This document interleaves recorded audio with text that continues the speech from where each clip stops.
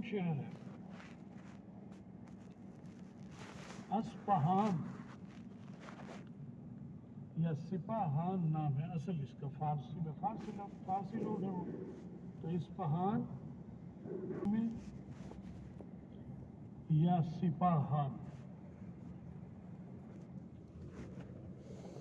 تو اسپہان جو ہے یہ اس کا معرب ہے اسپہان، اور اسی کو اصفہان فا سے بھی کہہ دیتے ہیں.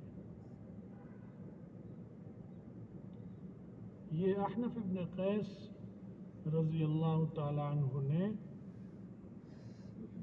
21 ہجری میں فتح کیا تھا.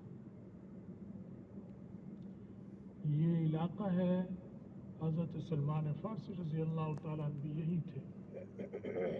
جی بھی کہتے تھے. اس میں کوئی علاقہ ہے اس کا نام جی، حدیث میں آتا ہے. ان سے پوچھا کہاں سے، انہوں نے فرمایا جی جگہ کا نام تھا.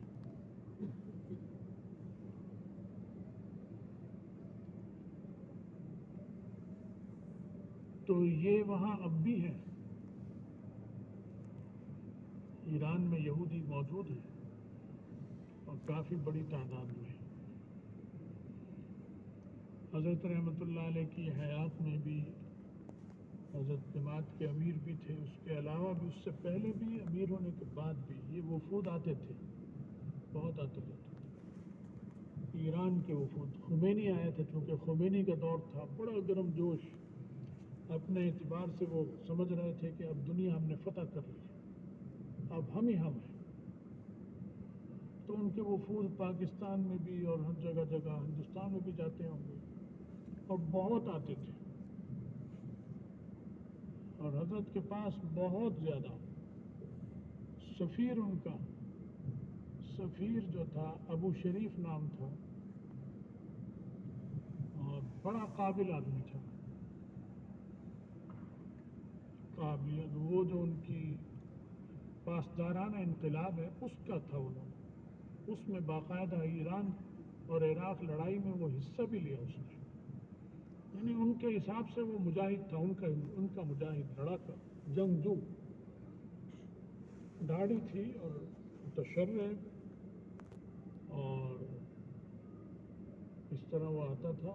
پسٹل ریوالور ساتھ ہوتا تھا اس کے. ایرانی سفیر تھا، اس کو اجازت ہوگی، لائسنس ہوگا، اس طرح آتا تھا. اور میں شمار نہیں کر سکتا کہ کتنی دفعہ وہ آیا ہمارے جامعہ میں حضرت کے پاس. اور متعدد دفعہ ایسے آیا کہ ہمارا دروازہ تھا، اس میں گھنٹی بھی نہیں لگی ہوئی تھی، وہ کھٹکا ہوتا تھا. کھٹکا ہوا، آواز گھر میں ہم نے معمول کے مطابق دی، کون؟ اس کا تھا ابو شریف. فون بھی نہیں کیا پہلے آنے سے پہلے، ورنہ سفیر فون کرتا ہے اس سے آتا ہے. اس طرح وہ آتا تھا ابو شریف، اور پھر اسے بٹھاتے تھے. ظاہر ہے مہمان ہوتا تھا، اس کو مہمان کا اکرام. تو وہ تو ہے کہ اکیلا یا اپنا اکیلا تو بالکل نہیں ہوتا تھا، گاڑیاں 2-3 تو ساتھ ہوتی تھیں، ڈرائیور اور باقی، لیکن کبھی بڑے وفد کے ساتھ بھی آتا تھا. اور ایران سے وفود آتے تھے بڑے بڑے. اور وہ جو ان کا آیت اللہ تھا، جو سزائے موت جس نے بہت دی، خمینی کے آتے ہی قتل کی، کیا نام تھا اس کا؟ آیت اللہ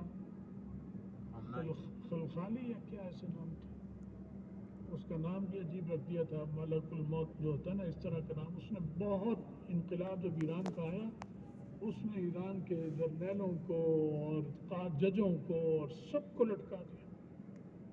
جو بھی شاہ بادشاہ کی تھے سب کو سزائے موت. ایک ایک دن میں 100 150 200 آدمی لٹکا دیا. اس میں انقلاب آتا ایسے ہی، اس طرح وہ مارتا تھا. وہ بھی آیا تھا جامعہ میں ہمارے حضرت کے پاس، وہ بھی آتا تھا. فارسی حضرت بہت عمدہ، بہت اعلیٰ بولتے تھے، فارسی میں گفتگو ہوتی تھی. میرا دل چاہتا ہے وہ انٹرویو حضرت کے جو فارسی میں تھے بیانات، وہ سوال جواب فارسی میں کرتے تھے، وہ لے جاتے تھے باقاعدہ ٹیپ کر کر وہاں نشر کرتے تھے. وہ بہت تمنا ہے کہ کسی طرح وہ مل جائیں، ہاتھ لگ جائیں. کوشش بھی کی میں نے، ابھی تک تو کامیابی نہیں ہوئی. تم بھی آمین کہو، دعا کر دو کہ وہ مل جائیں. وہ حضرت کی انٹرویو اور فارسی میں تھے. تو اس طرح وہ آتے تھے، تو حضرت کی وفات کے بعد بھی آتے رہے. تو خود میں نے بھی پوچھا ان سے ایک دفعہ کہ ایران میں یہودی ہیں؟ تو کہنے لگے نہیں، صاف کہہ دیتے تھے کہ نہیں. حالانکہ ہاں کہنے میں کیا حرج ہے؟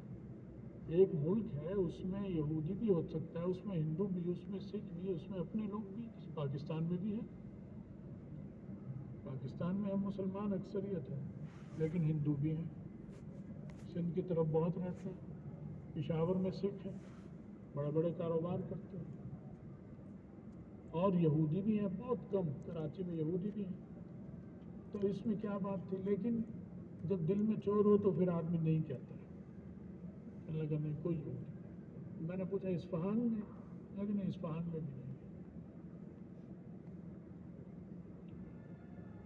اور اسرائیل کے بعد سب سے بڑی تعداد یہودیوں کی ایران میں ہے. دنیا میں سب سے بڑی تعداد ایران میں ہے یہودی. تو گہرے مراسم ہیں اور نسلم بعد نسلم ہے، مدتوں سے، صدیوں سے چلے آ رہے ہیں ان کے وہاں، اور صدیوں رہیں گے مزید.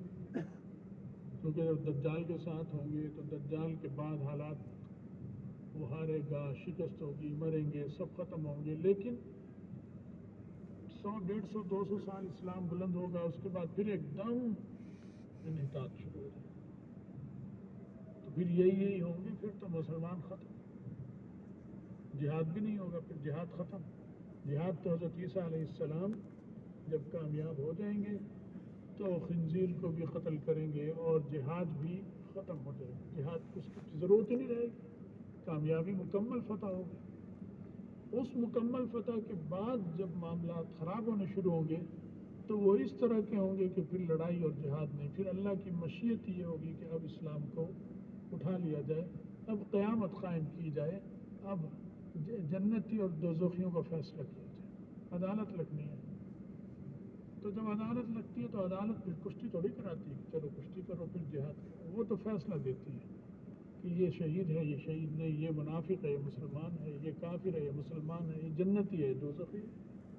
تو وہ انتظامات شروع ہو جائیں گے عدالت لگنے کے. اس لیے جہاد بہاد نہیں ہوگا، امر بالمعروف نہی عن المنکر بھی شاید ختم ہو جائے، یا برائے نام رہ جائے بس اپنے گھر کی حد تک. باقی یہ کہ وہ خود بخود ہی حالات ایسے ہو جائیں گے، سبھی بگڑ جائیں گے جیسے ہوتا ہے. کیونکہ وہ سب جو بگڑیں گے انہی پر قیامت آنی ہے، جن پر عین وہ جو قیامت کی ہولناکی ہے وہ مومن پر نہیں آئے گی.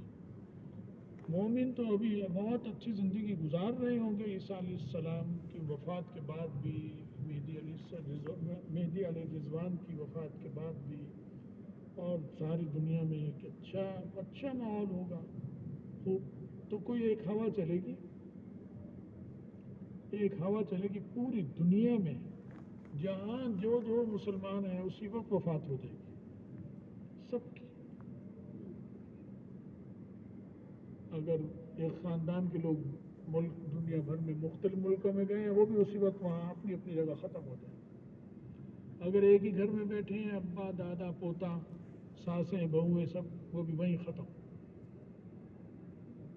ایک لمحے ایک ایسی ہوا خوشگوار چلے گی، وبائی نہیں کہ جس سے بیماری تکلیفوں سے وہ آئے گی اور ان پہ تاری اور موت، روح قبض ہو جائے گی پورے عالم میں. تو اللہ نے اس جو قیامت کی جو ہولناکی ہے اس سے مومن کو بچانا ہے، تو انہیں اس طرح بلا لیں گے اپنے پاس. اب ہر ایک کا مال بھی جائیداد بھی اس کا کیا بنے گا اللہ جانے، وہ سب وہ قبضہ کر لیں گے، وہ سب اس پہ وہ قبضہ کریں گے. سونا چاندی روپیہ پیسہ، گھروں میں زیور، زمینیں، جائیدادیں، ہزاروں مربوں میں بھی جائیدادوں کے مالک لوگ ہیں، سب ختم، ان کا قبضہ. مجھے خیال آتا ہے اپنے طور پر، اللہ کرے درست ہے تو اللہ کی طرف سے،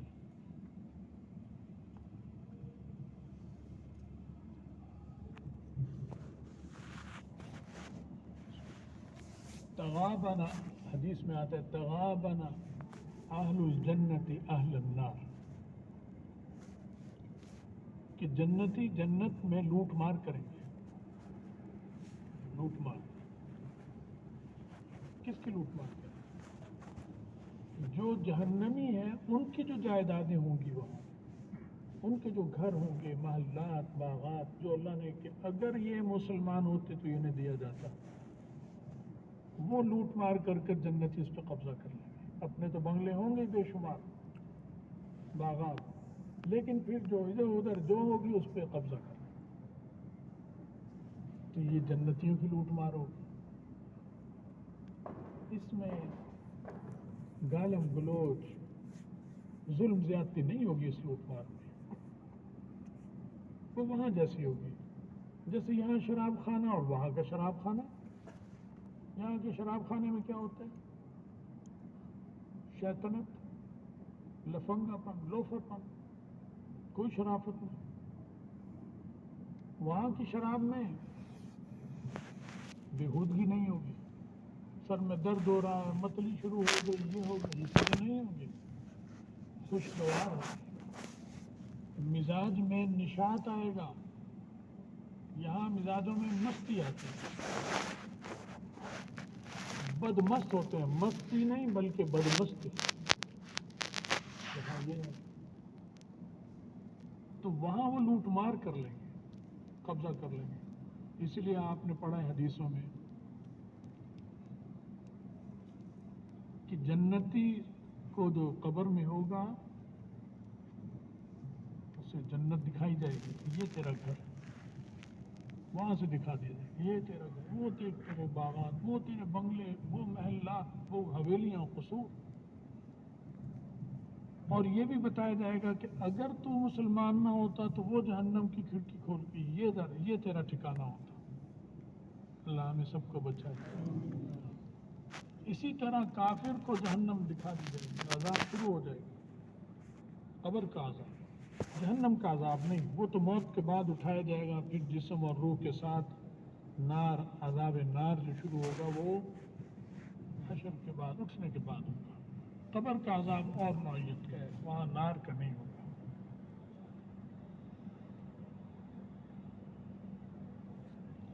ادخلوا آل فرعون اشد العذاب، برزخ میں عذاب میں اشد کا لفظ ہے کہ شدید عذاب دو. اور وہ پٹائی کا ہوتا ہے، کوڑے کا ہوتا ہے، دروں کا ہوتا ہے، چترول ہوتی ہے. وہ اللہ تعالیٰ بچائے، وہ بھی بڑی خطرناک ہے. چترول بھی کوئی معمولی عذاب تو نہیں، تو وہ ہوتا ہے. تو جہنمی کو دکھایا جائے گا جہنم، یہ تیرا ٹھکانہ. اور اگر تو مومن ہوتا، تو نے میری تعلیمات پہ عمل کیا کر رہا تو جنت میں دکھایا جائے گا یہ تیرا محل، یہ ہوتا تیرا. وہ ابو جہل کو بھی دکھایا گیا ہوگا اور بہت بڑا محل ہوگا اس کا. میرا گمان ہے کہ حضرت عمر جیسا محل ہوگا اس کا، کیونکہ بڑا قابل، بڑا صلاحیت والا انسان. اتنی صلاحیت تھی کہ نبی علیہ السلام نے دعا کی کہ یا اللہ عمر یا اس میں سے ایک کو ایمان دے دے میرے ساتھ، اس تحریک میں شامل کر دے. تو معلوم ہوا عمر کے ہم پلہ تھے، عمر اس کے ہم پلہ تھے رضی اللہ عنہ. تو جب اس ہم پلہ تھا تو اس کی جنت بھی ویسی ہوگی اگر وہ مسلمان ہوتا تو وہ دکھائی جائے گی. تو وہاں جائیدادیں ہیں تو وہ لوٹیں گے جنتی. تو کافروں کو دنیا میں، حدیث میں آتا ہے کہ دنیا سجن المؤمن و جنت الکافر. مومن کی دنیا کیا ہے؟ قید خانہ، اور کافر کی جنت ہے. اور قید خانے میں جب لیتے ہیں آدمی کو تو آپ کے گھر کا آرام نہیں ملتا، گھر سے اٹھا کر جیل میں ڈال دیتے. یہی ہوتا ہے نا، گھر کا بستر، رضائی، گدا، کھانا، بیوی، بچے، دائیں بائیں کوئی نہیں ہوتا. جہنم وہ قید خانہ ہے، وہ جہنم ہے ایک طرح سے. جیل یہاں سے اٹھائے، وہ اٹھا کر لے جاتے ہیں، جیل میں ڈال دیتے ہیں، چھین لیتے. تو اب دنیا سجن المؤمن و جنت الکافر. تو یہ کافر کے لیے جنت ہے، یہاں اسے ڈھیل دی گئی ہے. تو وہ جو تغابن ہوگی، لوٹ مار جنت میں، جو مومن کریں گے، کافروں کو دنیا میں لوٹ مار کرا دی جائے گی. وہ میرا اپنا ذہن کا یہ ہے کہ وہ لوٹ مار یہ ہوگی. جو اس طرح مومنین کی موت آنی ہے قیامت سے پہلے سب ختم، تو وہ تو لوٹ مار ہی ہوگی نا، کہ وہ پھر آپس میں کہیں گے یہ نہ لے لے یہ نہ لے لے تو میں نے قبضانا ہے. ہو سکتا ہے اس میں آپس میں قتل و غارت کری بھی کریں. وہ تو پتہ ہی نہیں ہوگا ہمیں کیا ہے کہ ہمارے بعد ہوا کیا. لیکن کتنی سکون کی چیز ہے مومن کے لیے. آپ دیکھیں حالات کہیں خراب ہوتے ہیں تو 10 فکریں ماں باپ کو شروع ہو جاتی ہیں، 10 فکریں بچوں کو کہ اگر حالت خراب ہو گئی، معاملات، میں مر گیا میرے ماں باپ کا کیا ہوگا، ہوتی ہے نا فکر. اور میں مارے گیا تو میرے بچوں کا کیا بنے گا. یہ فکر بس آپ اس خود بخود آتے ہیں. ہر ایک مجاہد کو بھی آتے ہیں، مخلص کو بھی آتے ہیں، کافر کو بھی آتے ہیں دنیا. لیکن وہ موت ایسی آئے گی کہ خوشگوار، کہ اسے پتہ ہوگا کہ میں بھی جا رہا ہوں، میرے بھی بچے بھی جا رہے ہیں، کوئی غم بھی نہیں. ایسی موت اللہ دیں گے سب کو ایک دفعہ کہ اس اذیت سے وہ نہیں گزرے گی. تو یہ جنت جو ہے دنیا، یہ کافر کی جنت ہے. تو وہ تو تغابن لوٹ مار ہے، وہ دنیا میں موت سے پہلے، یعنی دنیا کی موت سے پہلے، عالم کی موت سے پہلے وہ کافروں کو دی جائے گی. وہ ایک خوشی منائیں گے، جشن منائیں گے کہ او ہو اس کا مال بھی لے لیا، اس کا بھی لے لیا، یہ بھی محل قبضے میں، یہ بھی مل. اسی مستی میں رہیں گے. اسی میں کتنا وقت گزرے گا. خباثتیں، حدیث میں آتا ہے گناہ، بدکاریاں سر عام سڑکوں پر، راستوں میں یہ ہونا شروع ہو جائے گا. جو اب ہو رہا ہے، یہ شروع ہے دنیا میں، تو اس وقت بھی ہونا ہے. تو یہ ساری چیزیں جو ہو رہی ہیں اس طرح، تو وہاں تغابن جنتیوں کا ہوگا، یہاں جہنمیوں کا تغابن دنیا میں ہوگا. کیونکہ جو وہ بچ جائیں گے اس کے بعد پھر وہ جس حال میں جو وہ کافر ہی بچے گا. مومن تو ختم، کافر رہے گا، وہ سب کافر ہیں.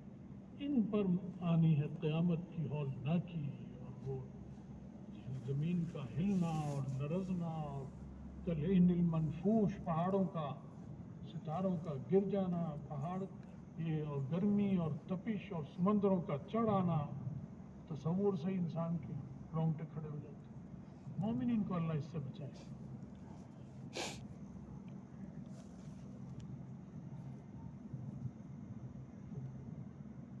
تو بہرحال بات کہیں سے کہیں نکل گئی. اس میں یہ آ رہا ہے کہ یہودی ساتھ دیں گے اس کو. یہ وہ لڑائیاں ہوں گی جو قیامت سے پہلے ہونی ہیں، اللہ تعالیٰ نے نبی علیہ السلام کو بتائی ہیں. اور اس میں جھوٹ ووٹ کا یا غلط کا یا اندازے کے غلطی کا کوئی اندیشہ، خطرہ نہیں ہے. یہ آپ کی فرمائی ہوئی چیزیں زبان سے نکلی ہیں پوری نبی علیہ السلام کی. تو دجالیات کی طلبہ کا اصرار بہت دنوں سے آ رہا تھا کہ اس پہ کچھ بیان کرنا شروع کر دو. میرے بھی ذہن میں نہیں رہتا تھا، بیان کچھ اور کر دیتا تھا. میں نے وعدہ کیا تھا پچھلی دفعہ، اللہ نے آج پورا کرایا. بسم اللہ ہو گئی. آج تو خدا کی شان ہے، مجھے یہ بھی یاد نہیں تھا کہ آج اتوار ہے، آج پیر کی شب ہے. میں بیٹھا تھا یہاں نماز پڑھ رہا. میں نے اس سے پوچھا یہ لاؤڈ اسپیکر کیوں لگے؟ میں نے کہا شاید کوئی طلبہ سے کوئی بات کرنی ہوگی کسی استاد نے سمجھانے کے لیے. اس نے کہا آج اتوار ہے، آج پیر کی شب ہے. میں نے کہا اچھا ٹھیک ہے. تو بہرحال اللہ نے بسم اللہ کرائی ہے. انشاءاللہ مزید اس پہ آئندہ بھی باتیں کریں گے. اللہ عمل کی، سمجھ کی توفیق عطا فرمائے، غلطیوں کی اصلاح کی توفیق عطا فرمائے، ایمان کی مضبوطی دے، اہل حق کی مدد فرمائے. فلسطین میں جہاں جہاں مسلمان مجاہدین برسر پیکار ہیں، مجاہد تو ہوتا ہی مسلمان ہیں، جہاں جہاں مجاہدین برسر پیکار ہیں، اللہ ان کی مدد فرما، سکینہ نازل فرما. جو کفار باطل قوتیں ہیں ان کے مقابل اللہ انہیں تباہ و برباد فرما. ہم سب کا خاتمہ ایمان پر فرمائے، اور آخرت میں رسول اللہ صلی اللہ علیہ وسلم کی شفاعت اور ان کے ساتھ نصیب فرمائے. وآخر دعوانا الحمدللہ.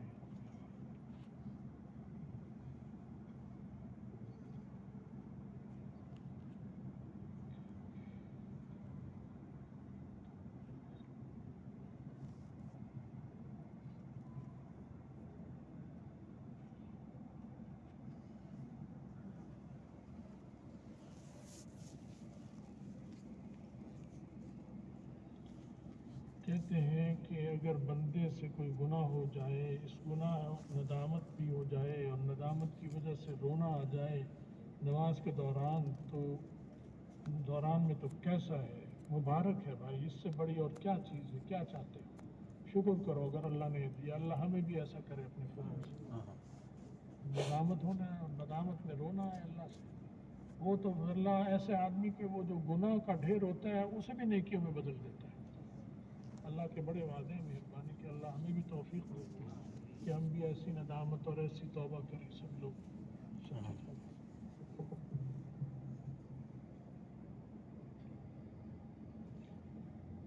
آپ طلبہ کو منع کریں کہ اسرائیل کی مصنوعات سے بائیکاٹ کریں۔ مصنوعات سات سے ہے بھائی، مصنوعات سین سے نہیں ہے۔ جس نے بھی یہ پرچی لکھی ہے مصنوعات سات سے لکھی ہے، سین سے نہیں لکھا۔ ہاں بھائی یہ تو واجب ہے، گناہ کبیرہ ہے یہ، اس وقت گناہ کبیرہ ہے کہ کافروں کی مدد ہے، ان کی چیزوں کے استعمال کرو، توبہ کرو۔ اگر اب تک کیا ہے کسی نے توبہ کر لو اللہ سے۔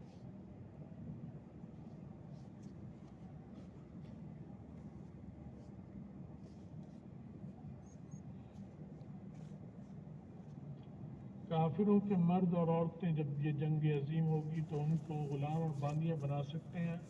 اگر ہاں تو ٹھیک ہے، ورنہ یہ کتابوں میں ان کے مسائل کیوں پڑھائے جاتے ہیں؟ ماشاء اللہ، فکر تمہاری بڑی بلند اور صحیح ہے، اچھی ہے، کیوں پڑھائے جاتے ہیں بھائی؟ اگر انہوں نے ہماری عورت کے ساتھ ایسا کیا تو ہم بھی ایسا کریں گے۔ ہمارے کسی مرد کو قید بنا لیا تو پھر اسلام مسلمان بھی ایسا ہی کریں گے، یہی اصول ہے، سمجھ گئے بات؟ اب علماء ابھی کمزور ہیں، فلسطین میں وہ ہمارے مرد عورتوں کے ساتھ یہ حرکتیں کر رہے ہیں تو، لیکن اتنے کمزور ہیں کہ ابھی ایسا فتویٰ آ بھی جائے تو اس پر عمل ابھی نہیں ہوگا، مشکل ہو رہی ہے۔ ورنہ میرے خیال میں وہ وقت آ گیا کہ جو وہ کر رہے ہیں ان کی عورتوں کو بھی جو آئیں انہیں باندھی بنا سکتے ہیں مجاہدین، اور ان کو ہی بنا سکتے ہیں۔ لیکن یہ میرا کہنا ہے، فتویٰ نہیں، میں مفتی نہیں ہوں، فتویٰ عمل میں بھی فتوے پہ ہی کروں گا، آپ نے بھی فتوے پہ کرنا ہے، سمجھ گئے بات؟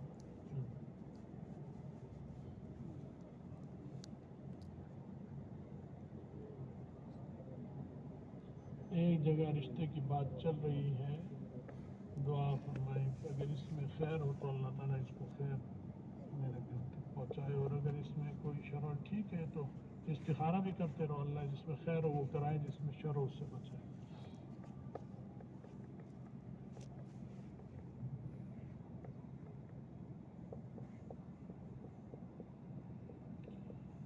ختم بخاری کا کوئی مستقل تقریب نہیں ہوتی تھی پہلے، اب ہوتی ہے، لوگ کہتے ہیں بدعت ہے، نہیں وہ بدعت نہیں ہے، بدعت نہیں ہے، کوئی اختیار ہے، کوئی کرائے تو بھی ٹھیک اور نہ کرائے تو بھی ٹھیک، سمجھ گئے؟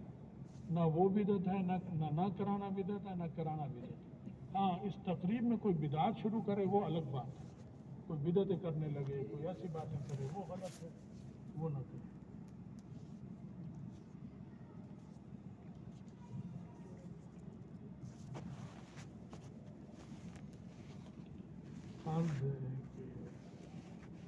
پانی کو ٹھنڈا کرنے والی مشین خراب ہے، اس کا بندوبست کیا جائے۔ ہاں بھائی یہ دیکھو نام اللہ صاحب کدھر ہے؟ آج اتوار ہے، آج اتوار چھٹی ہے، کل وہ بہار والا آئیں گے۔ کل وہ کاریگر نہیں ہے، کل انشاءاللہ دیکھے گا ٹھیک ہو جائے گا، لیکن بابا کچھ صبر بھی کیا کرو۔ جہاد کیسے کرو گے اگر ٹھنڈے پانی کے ایسے عادی ہو گئے تو؟ تمہارا پانی بند کر دیں گے کافی ٹھنڈا تو تم کہو گے لو ہتھیار ڈال دیں، یہ کرو گے پھر؟ مضبوطی پیدا کرو اپنے اندر۔ میں گرم پانی بھی پیتا ہوں اللہ کا شکر، اب بھی اس موسم میں بھی تیز ٹھنڈا تو بالکل پیتا ہی نہیں ہوں میں، فریج کا پانی ہلکا ٹھنڈا ہے اس میں ملا کر پیتا ہوں، اور جو گاڑی میں رکھے جیسے گرم ہو گیا وہ میں پی لیتا ہوں، اللہ کا شکر ہے۔ یہ نخرہ نہیں کرتا، تو تمہیں تو کرنا نہیں چاہیے نخرہ، تم تو طالب علم و دین کے۔ نبی علیہ السلام اور صحابہ میں کوئی نخرہ تھا؟ نہ کھانے کو نہ پینے کو، روکھی سوکھی کھاتے تھے۔ تو یہ نخرے چھوڑ دو، تیاری کرو، ایسا وقت آ رہا ہے جہاد کا، سمجھ گئے بات؟ اس کے لیے کمر کسو، اللہ تعالیٰ اچھے کاموں کی توفیق دے۔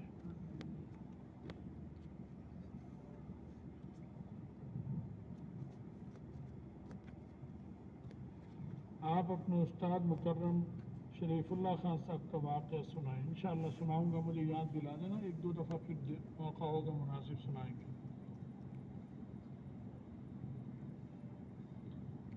اچھا جی. حضرت جی میں نے آپ کو خواب میں دیکھا ہے کہ آپ شہید ہوئے ہیں. اللہ تعالیٰ تمہارے خواب کو بابرکت بنائے, مبارک بنائے ہم سب کے لیے, اور ہم سب کو اللہ تعالیٰ یہ شہادت کی موت عطا فرمائے.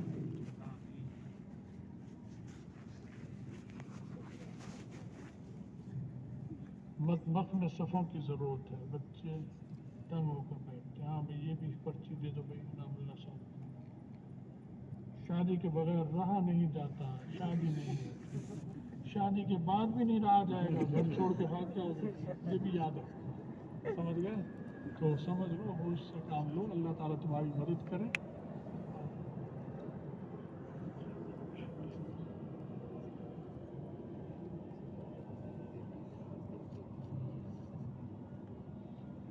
کہتے ہیں کہ والدہ نے خواب میں دیکھا کہ میں اور میری بہن,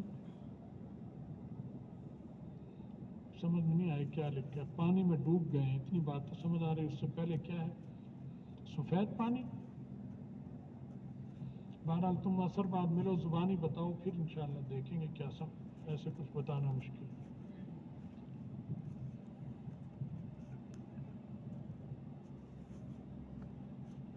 کہتے ہیں پرانا طالب علم ہے, ٹنڈو اللہ یار سے, اس نے کہا کہ والدین بیمار ہیں, ان کے لیے دعا کرو کہ اللہ صحت دے.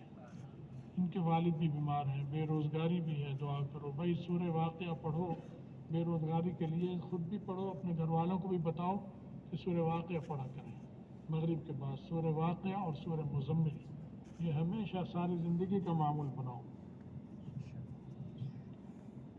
میرے اندر تکبر اور عجب بہت زیادہ ہے, دعا فرمائے اللہ تعالیٰ مجھے ان بیماریوں سے خلاص عطا فرمائے. آمین.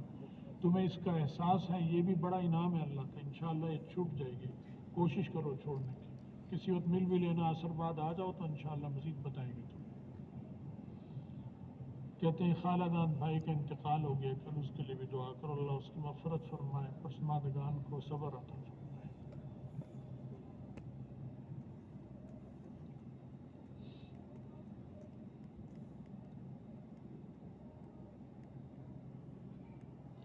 کہتے ہیں ایک طالب علم نے کپڑے دھونے کا صرف بنا کر بیچنا شروع کیا ہے. معیار بھی اس کا اچھا ہے, کپڑے بھی اوروں سے بہتر ہے, قیمت بھی اس کی کم ہے.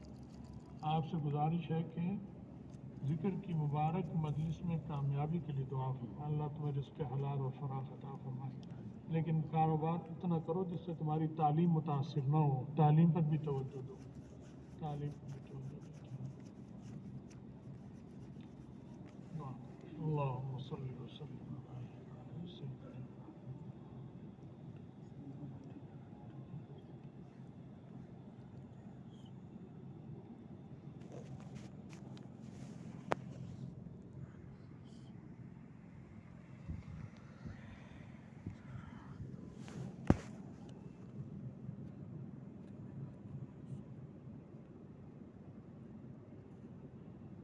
برحمتک